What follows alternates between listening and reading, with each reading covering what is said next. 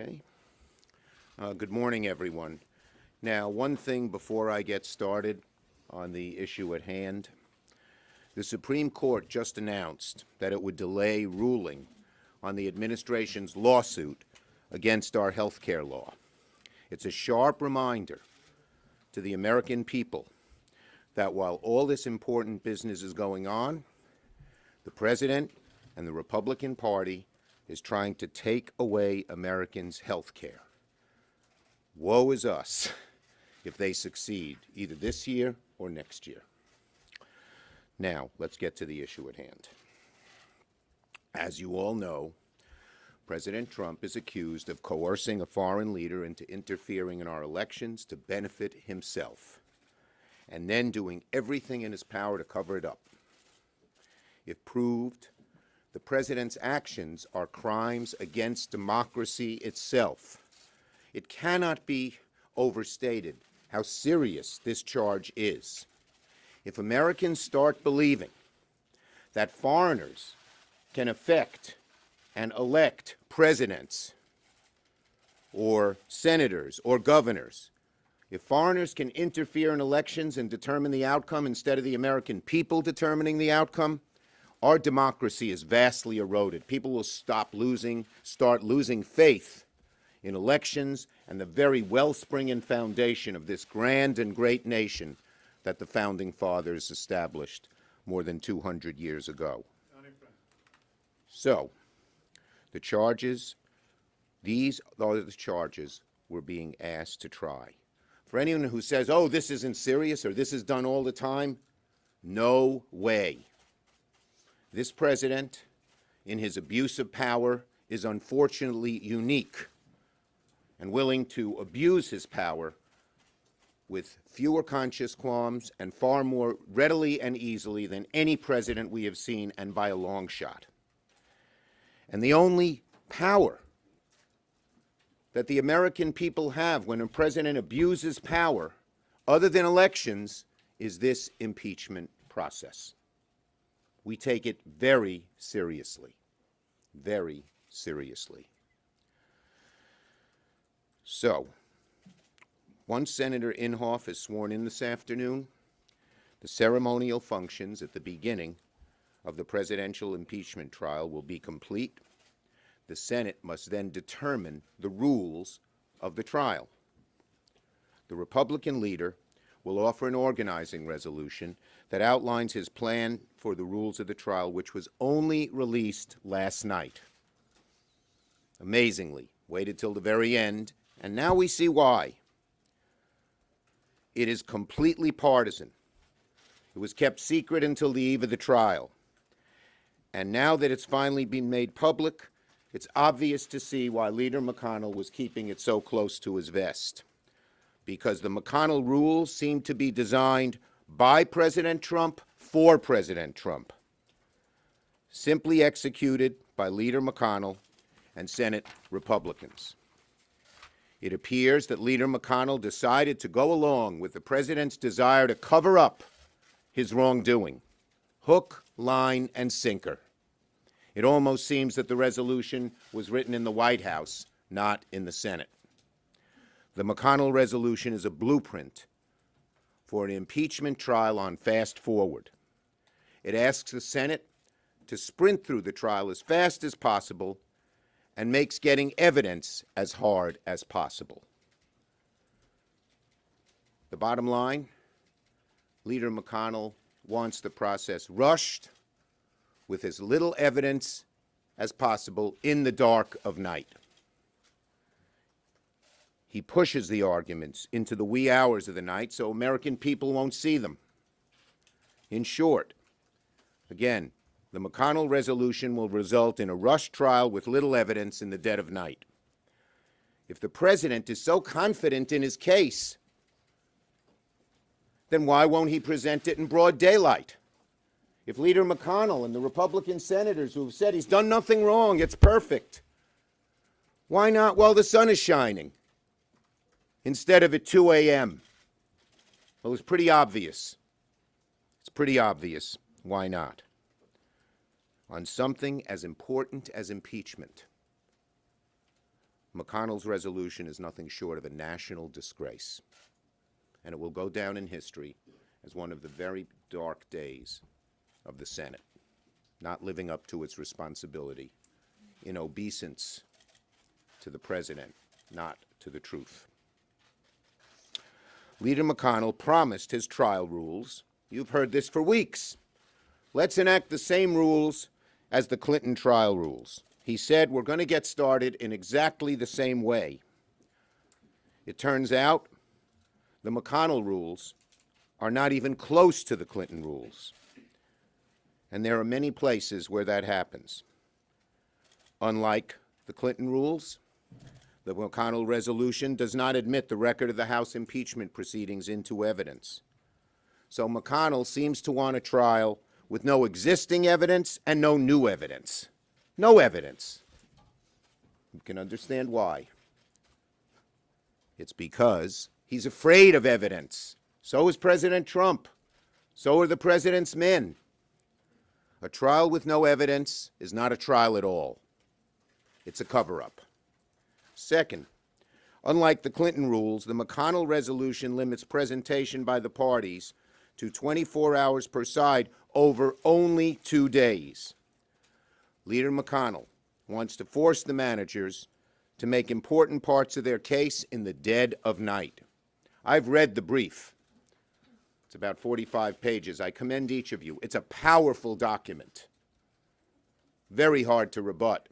In fact, the president's brief doesn't even attempt to rebut it. Next, the McConnell resolution prohibits motions to subpoena witnesses or documents until after the senator's question period, and even then, it requires the Senate to overcome an additional hurdle by voting to determine whether motions to subpoena witnesses and documents are in order. So we've had some senators say, well, I'm going to vote for McConnell's resolution, but later I might vote for witnesses and documents. McConnell's very resolution puts many obstacles in the path of getting witnesses and documents even later. So Republican senators, don't fool us. Don't say you want to make it easy to vote for witnesses and documents at the end of the trial if you vote for this resolution. It makes it a lot harder. And finally, unlike the Clinton rules, the McConnell resolution allows a motion to dismiss at any time during the trial. Now, we thought that the Clinton rules shouldn't apply. They were unfair to us. McConnell kept hugging the Clinton rules as his defense, but we now see that he didn't mean it. That what he wants to do is simply cover up for President Trump. So, starting this afternoon, immediately after Leader McConnell introduces his resolution, I will be offering amendments to fix its many flaws. The first amendment I will offer will ask that the Senate subpoena White House documents related to the charges against the president. Those documents include the records of meetings and calls between President Trump and the president of Ukraine, as well as those records created or received by Mr. Mulvaney, Mr. Bolton, Mr. Blair, and other White House personnel about the decision to hold and release the military assistance to Ukraine.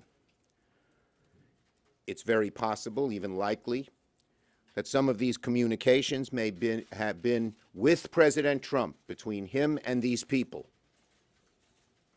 That's why they're so important. No one can argue that these documents are not directly related to the charges against the president and should be reviewed by the Senate. The witnesses I've requested have gotten a lot of attention, and rightfully so. The documents are of equal importance. People should understand that the documents can shed as much light on why the aid was cut off, who did it, and how it evolved as the witnesses. And we feel very strongly that we need documents, and that's why it's our first call. I will then offer a series of amendments on the documents we requested, the witnesses we requested, and amendments to fix the most egregious departure that McConnell made in his proposed resolution from the Clinton rules. Let me be clear. We have no intention to be dilatory. There is no guarantee that Leader McConnell will allow these votes to take place later in the trial, so now, before any resolution passes, we must do it. We feel this is an obligation we have to the Constitution to outline what a fair trial would be, to not go along with a cover-up, with a sham trial. And we will do it. We will do it. Right off the bat, Republican senators will face a choice about getting the facts or joining Leader McConnell and President Trump in trying to cover them up. This is a historic moment. The eyes of America are watching. Republican senators must rise to the occasion. Senator Durbin.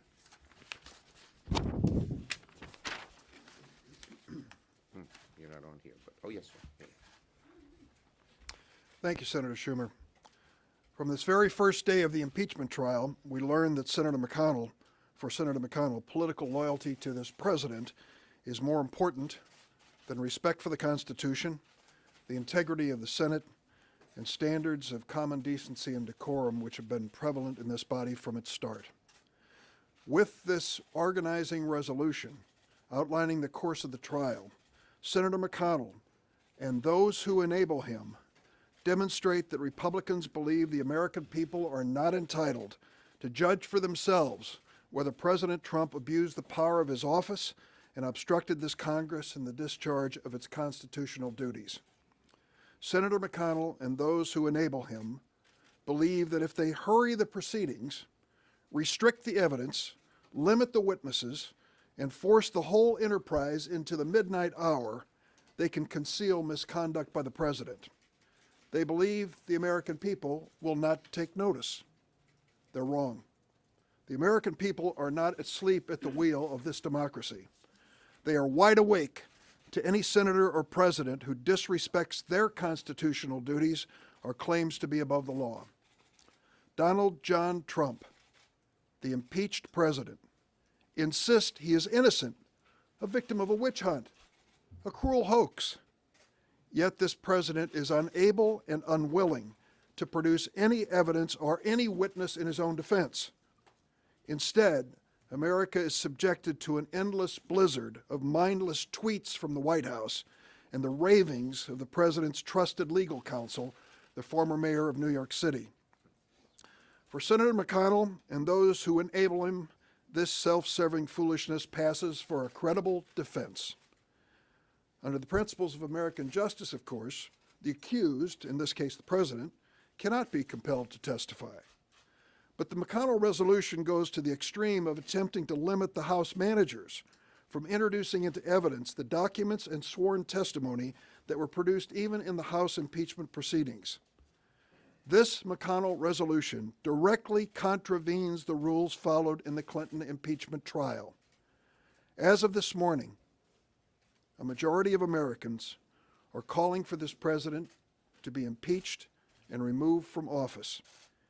Even Senator McConnell's loyalty to this president and his corruption of this Senate trial cannot escape this stark reality. If Senator McConnell has his way, critical moments in this trial may not see the light of day, but they will not escape the light of history. Senator Murray. Well, thank you very much. Last week, my colleagues and I signed our names in the official Senate record affirming our promise to, quote, do impartial justice. It was a sobering experience, especially since Senator McConnell has explicitly said he would do the complete opposite. He said no to impartial justice in spite of the careful and thorough investigation the House conducted, in spite of President Trump's unprecedented stonewalling, which denied Congress access to key material witnesses and documents directly related to the president's actions during the House investigation, in spite of the president's continued refusal to provide any credible defense against the allegations against him, including in the trial brief we saw this weekend. And the majority leader's position has not changed despite new evidence made public in recent days, which lays out a complex web of falsehoods and corruption surrounding the president's actions in Ukraine. And now, as the trial begins, as new evidence comes out, and after each of us has reaffirmed our most solemn responsibilities to our states and our country, it is clear people across the country are watching this carefully, and they are deeply concerned our president may have demanded a foreign government interfere in our next election to help him in his campaign. They want to know all the relevant testimony and evidence is being considered, and the Senate is acting fairly rather than staging a cover-up. So I hope Republican senators remember that they have a choice. I hope they choose to recognize we cannot do our job as senators to, quote, do impartial justice without key documents and witness testimony that has so far been hidden from the public. And I hope they choose to work with Democrats to make sure fairness and honesty is in this process, because that is what the people we represent deserve. And I want to make one more point. The president's actions are on trial, but the United States Senate is on trial too. I've heard many Republicans say they want a trial modeled after the Clinton impeachment trial. But I will remind all of us that at the end of that trial, no one doubted the Senate had acted fairly and honorably. That's the truly critical test before us in this institution, beginning today. And to be clear, we will fail that test with dead of night, rushed cover-up resolution like the one Majority Leader McConnell has put forward. We all need to remember the oath we took and act in ways that prove the Senate and all of our democratic institutions are worthy of the public's trust now and for generations to come. We all need to vote today for evidence and fairness, not a sham designed to protect an impeached president from the facts. Thank you. Thank you, Senator Murray. Senator Stabenow. Thank you. Mitch McConnell's resolution is appalling, and so is the defense being put forward by the White House. They don't dispute that there was a phone call with a new young leader in desperate need of support from the United States in his military efforts against Russia. They don't dispute that there was a threat to withhold funding on that phone call if, in fact, the new young leader did not do what the president wanted. They don't dispute the fact that they withheld the funds after the phone call, even though the watchdog for the Congress, the General Accounting Office, has clearly said it is illegal, which they are not disputing either. Seems to me they are using the Mick Mulvaney defense. Yes, the president did the call. Yes, he withheld the money. The president can do whatever he wants. Get over it. No president is above the law, and that's what this trial is about. Questions on this subject? Yes. Senator, have you made any outreach to people like Senator Collins, people like Senator Murkowski, Romney, Alexander, individuals who might actually be able to get through the Look, phone? senators talk to senators all the time, and there are lots of conversations going on. I'm not going to get into any individual conversations. Yes. What is your plan, assuming any sort of documents or witness testimony moves forward, if the White House exerts executive privilege? Look, if the White House tries to exert executive privilege on an order that passes by definition in a bipartisan way and is signed by the Chief Justice of the Supreme Court on a subpoena, I think that the courts would look very favorably on that.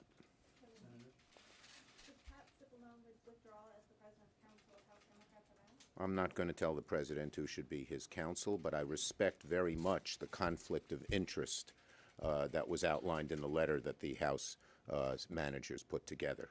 Yes. When you're talking about forcing the votes to change or to fix, in your words, the resolution, are you going to be focusing on changing like the 12-hour to day? Well, wait and see.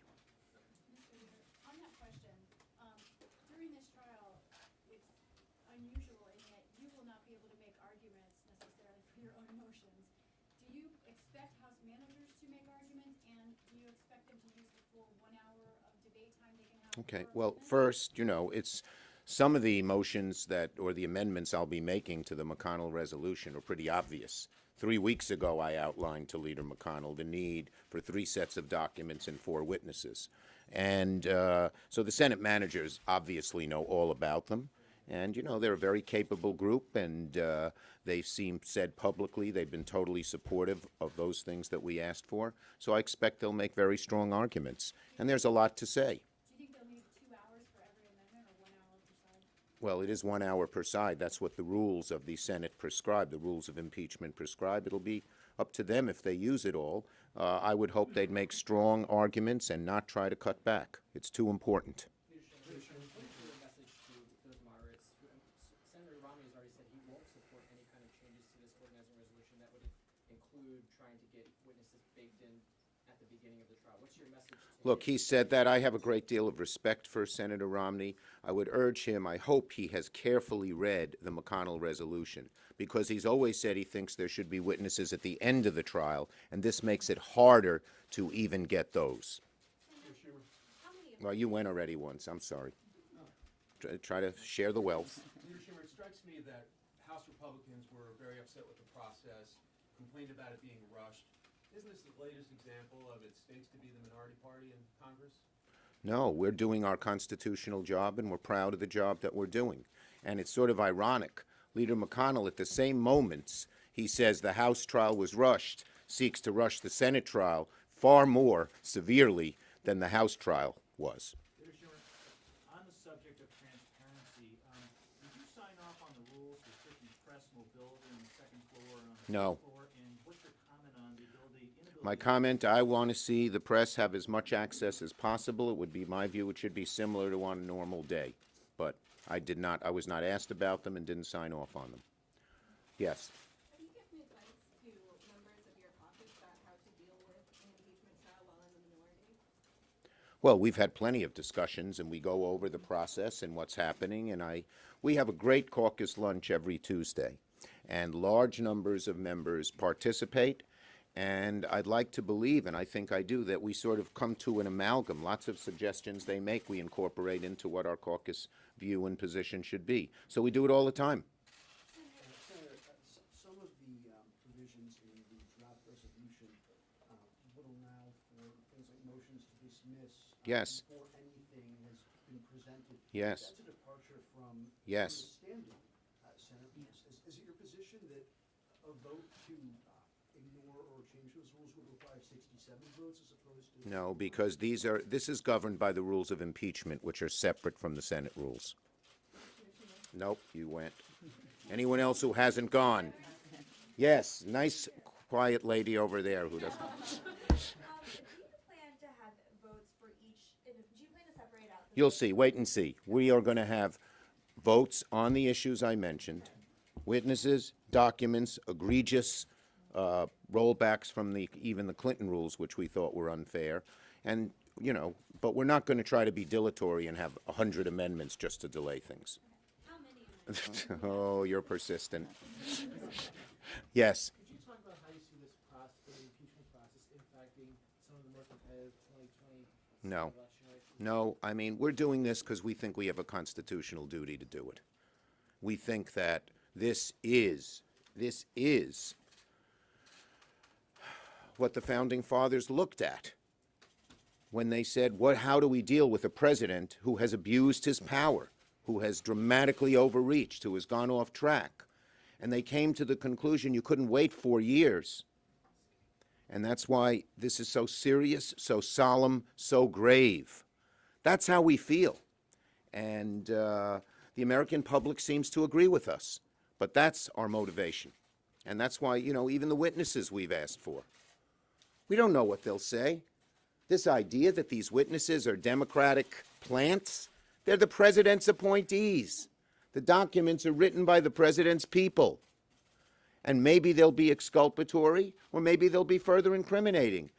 But we will rest easy if we know we have required the truth to come out.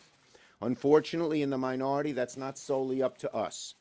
We need 4 Republicans who are willing to stand up for what's right, who are willing to stand up for what America wants and needs, and not simply bow down to the president who, you know, most Americans know what this guy's all about.